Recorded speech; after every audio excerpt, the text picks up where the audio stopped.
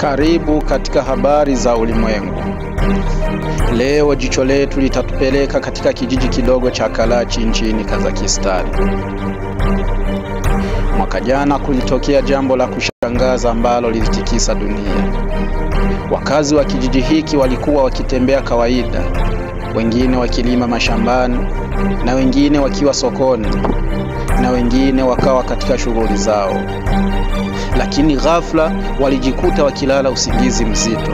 Si dakika 10 wala sio saa moja, bali walilala kwa siku nzima, wengine hata kwa siku 6 bila kuamka.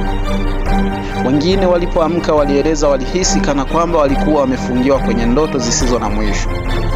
Wanasayansi walipokuja kuchunguza, waligundua chanzo cha kitendawili hiki ni mgodi wa uranium ulioachwa wazi.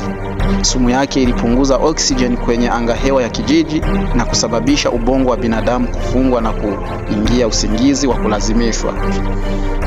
Kwa miaka kadhaa, Karachi ilijulikana kama kijiji cha usingizi. Watu walikuwa wakiogopa kulala wasije wakaamka tena baada ya siku kadhaa. Hadi leo, Karachi bado inabaki kuwa moja ya historia za ajabu na za kutisha kabisa zilizowahi kushuhudiwa duniani.